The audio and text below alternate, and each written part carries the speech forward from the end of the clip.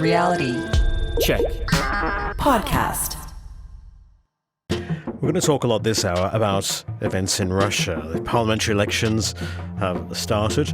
But first up, press freedom in Russia. And Meduza, it is the biggest online news provider in the Russian language. It was founded in Riga in Latvia back in 2014 by editors who'd basically been forced out of their jobs back in Moscow because of their critical reporting of President Vladimir Putin's regime. Well, earlier this year, Meduza was declared a foreign agent by Putin's government. Now, this means that the site is required to notify readers about its status in large text at the top of every article. Now, this basically scared off almost all the advertisers on which this news site depended.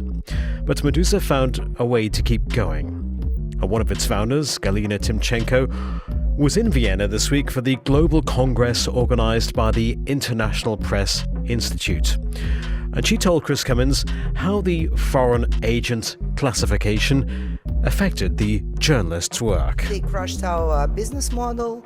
Personal risks of our journalists rise enormously. Tell me about that, because I believe, even your reporters can be declared then enemy agents. And what would that mean on a personal level? Your name is on the blacklist, and you have to report to the Ministry of Justice about all income and all spending, from your cup of tea or coffee to payment for your flat or apartment. Every 3 months, 84 pages. You have to declare all your spending, all. Every euro, every ruble. Which must mean it's hard for you to hire good people, because who's going to be able to... Absolutely. And then Ministry of Justice could label you personally as a media foreign agent. If you are a freelancer, 25 years old, for example, how, for God's sake, it's possible? These incredible measures that try and silence you, I suppose, does that show you that the government is scared of you, that you must be having some impact? For sure. Monthly audience of Meduza exceed 15 million of unique users. So we are influential. We are the biggest independent media broadcasting in Russian language. You have been able to keep going, and here's a good news story in that crowdfunding came to your rescue. Can you tell me about that? So we started donation campaign, and it was like a wave of love. 100,000 people became our donors, and there were thousands of letters with love. We do need you. Please continue. And we started campaign. The first step was, please save Meduza with us. Then it's a miracle. They gave us time to restructure, to reschedule, to rethink our policy. And then we asked musicians to support Meduza to make summer music marathon online. And we do not expect the success, because some of musicians say, guys, we are depend on concerts inside Russia, so we are so scared of direct pressure.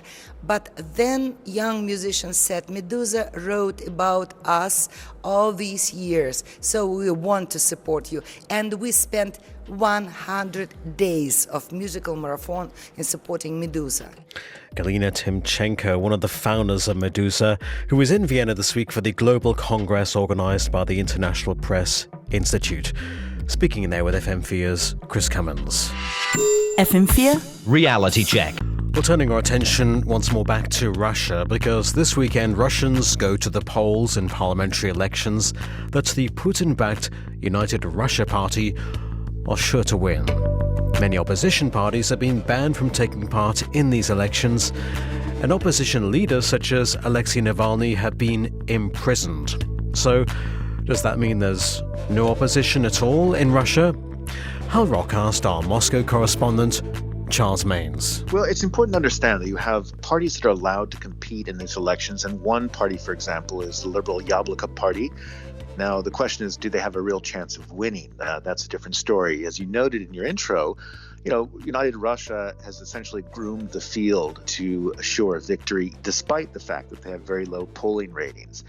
In other words, what's happening here is they've seeded the field with new parties that are Kremlin vetted, and that's designed to essentially dissipate the protest vote among several parties so that United Russia still comes out ahead. And there are other tricks that they've pulled as well. For example, they are now introducing electronic voting. It's a 3-day vote, so we have 3 days of people going to the polls. It's made it much harder to track and monitor the vote. Also, you mentioned Alexei Navalny. His team has its own approach to this. They call it smart voting. Essentially, what they're urging people to do is to vote for a list of candidates that they've produced that they say have the best chance of beating United Russia opponents. So it might be that that person is a communist, it might be a nationalist, but they see it anyway as some kind of change in the parliamentary makeup, a benefit. Now, whether people will do that, voting essentially with their heads rather than their hearts, is a big question. So, I mean, if this was like a normal sort of Western-style election, we'd be talking about the various parties' platforms and what they're going to do for the country. What are the main problems then facing Russia at the moment? Well, the real key issue here is that Putin, for all his 20 years in power, a lot of Russians still approve of him for his way to kind of counterpunch with the West. They approve of his foreign policy, of what they see of sort of getting the West to respect Russia once again.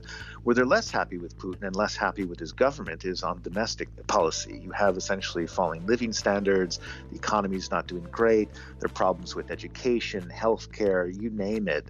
So this has always been, the task for Putin. He's now promising with the United Russia, the party that he is not a member of, but which he backs, to really work on improving Russians' lives. And I gather he's kind of he's given pensioners like a €100 rise or something, I've heard. Well, yeah, I mean, he's been accused of essentially bribing the electorate to try and get the vote out among some core constituents. So you have him promising pay raises to the military, to pensioners, if United Russia wins. In other words, it's a pretty blatant effort, yes. So how would you characterize the mood amongst ordinary Russian voters at the moment? Well, they're not very interested in politics, frankly. I mean, I think what you see in this election is a simulated election. Like a lot of Russian politics, there are choices technically, but they're groomed in advance. And so I think there's a kind of a bit of disinterest among Russians themselves. There hasn't been much of a campaign in advance. And really the intrigue here, and I think the thing that people will be looking for as the weekend plays through, is whether this smart vote strategy of Alexei Navalny amounts to anything. That's the real intrigue here. That's our correspondent, Charles Mains, in Moscow. FM4. Well, this week, the International Press Institute has been holding its annual World Congress in Vienna. It's an opportunity for journalists from all around the world to share know-how about producing high-quality, independent journalism, even when repressive governments are trying to stop you. One of them is Dapo Olorunyome. He's an investigative journalist from Nigeria. He's also publisher, editor-in-chief of Premium Times. It's an online Nigerian newspaper. He's dedicated his life to holding the powerful to account, and he's often faced death threats. Dapo told Chris Cummins there are several reasons why Nigeria is considered one of the most dangerous countries for journalists in West Africa. One is the fact that we have 30 years of a very brutal military dictatorship, which meant that the structures of authoritarianism was really embedded in the whole body politic of the country. So we've seen killings, massive exile, atrophy really from the press, very great professionals all run into greener pastures, advertising and things like that. You had to flee the country because of your work as an investigative journalist. For 13 years you lived in exile. You were smuggled out basically by Amnesty International, and yet you have returned and you are doing investigative journalism. So what made you return? Well, the truth is, we have a country. It's nice to go to the West and enjoy, the struggles of people who have fought for liberty and freedom. But we really have to fix Africa. I don't believe. I think with the possible exception of Egypt and South Africa, no country can affect the fortune of Africa like Nigeria. If I write an article that someone doesn't like, I think the worst thing that can happen is someone will say something nasty on Twitter. But you are working with people who know they might disappear. That's happened throughout your career. What's that like with that that sense of jeopardy when you're putting out an article, when you're publishing? What goes through your mind? It's tough, let me say. It's tough because anything can happen, and things have happened. Even bloggers have disappeared.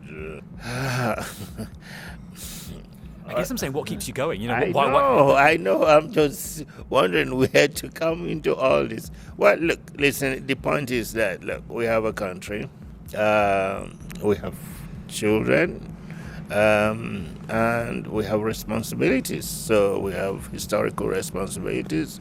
I imagine we have responsibility to our own children.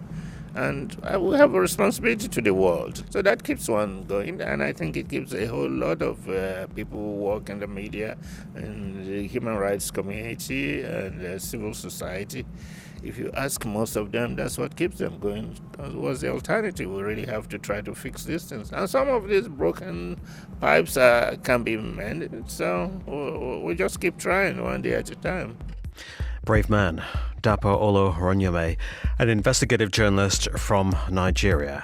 And Dapo was speaking with Chris Cummins at the International Press Institute holding its annual World Congress in Vienna. FM4 Reality check.